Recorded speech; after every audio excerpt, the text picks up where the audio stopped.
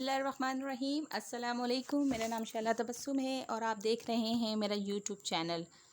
تیزی سے پھیلتی ہوئی وبا خون کا سرطان کے بارے میں کچھ معلومات فراہم کریں گے۔ خون کا سرطان جو ہر 3 منٹ بعد ایک فرد میں تشخیص ہو رہا ہے، اس کے بارے میں مزید جاننے کے لیے اس سے پہلے آپ میرا چینل کو سبسکرائب کریں، بیل آئیکن کا بٹن پریس کریں تاکہ میری ہر آنے والی ویڈیو آپ تک بآسانی پہنچ سکے، اور میری ہر ویڈیو کو لائک، کمنٹ اور شیئر کرنا نہ بھولیں تاکہ آپ کا اور میرا ساتھ اسی طرح برقرار رہے۔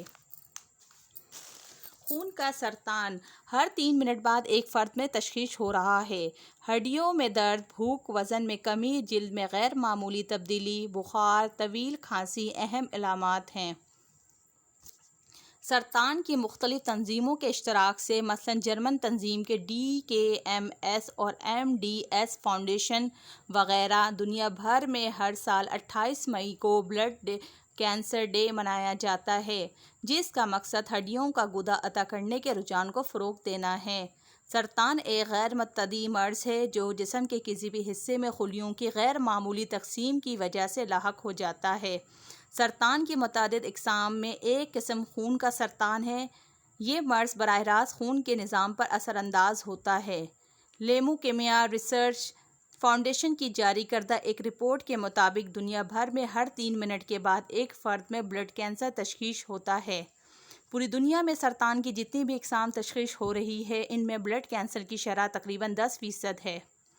خون کے سرطان کو 3 اقسام میں منقسم کیا جاتا ہے: لیوکیمیا، لمفوما اور مائلوما۔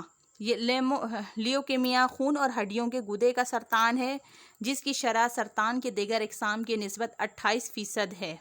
لیوکیمیا کی علامات میں ہڈیوں اور جوڑوں کا درد، کمزوری، پلاہٹ، غیر ضروری خون کا بہاؤ، وزن میں کمی، غدود، تلی اور جگر بڑھ جانا اور پیٹ پھول جانا شامل ہے۔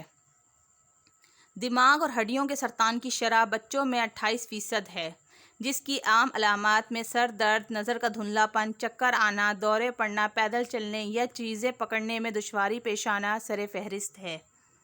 مدافعتی نظام کے خلیوں کا سرطان لمفوما کہلاتا ہے۔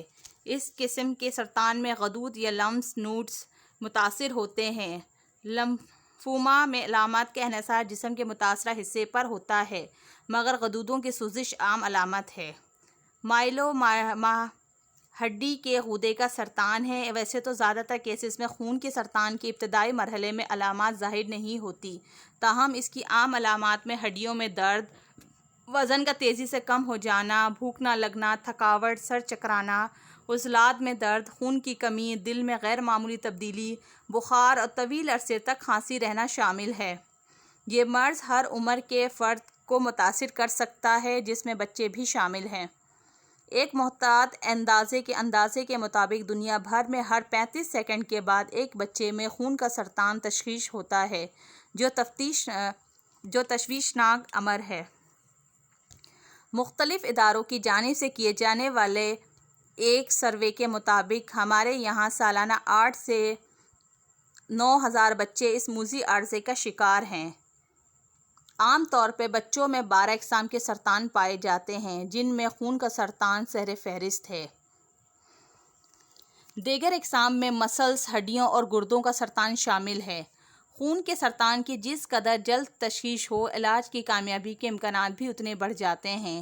عام طور پر تشخیص کے لیے CBC ٹیسٹ تجویز کیا جاتا ہے۔ مرض کی نوعیت اور شدت کے مطابق طریقہ علاج منتخب کیا جاتا ہے، لیکن اس مرض کے علاج میں سرجری بہت زیادہ مؤثر ثابت نہیں ہوتی۔ اس کا ایک طریقہ علاج تھراپی ہے، جس کی کئی اقسام ہیں، مثلاً بائیولوجیکل، کیمو اور ریڈیشن تھراپیز وغیرہ۔ تاہم خون کے سرطان کا مؤثر علاج اسٹیم سیل ٹرانسپلانٹیشن ہے۔ ہڈیوں کے گودے کی تبدیلی کے اس خاص طریقہ کار کو بون میرو ٹرانسپلانٹ بھی کہتے ہیں۔ اس طریقہ علاج میں خون کے خلیے بنانے والے خاص خلیے کو عطیہ کرنے والے کے جسم سے نکال کر وصول کنندہ یا سرطان کے مریض میں داخل کیا جاتا ہے، جس کے بعد یہ صحت مند اسٹیم سیل خون کے صحت مند خلیوں کی افزائش میں کارآمد ثابت ہوتا ہے۔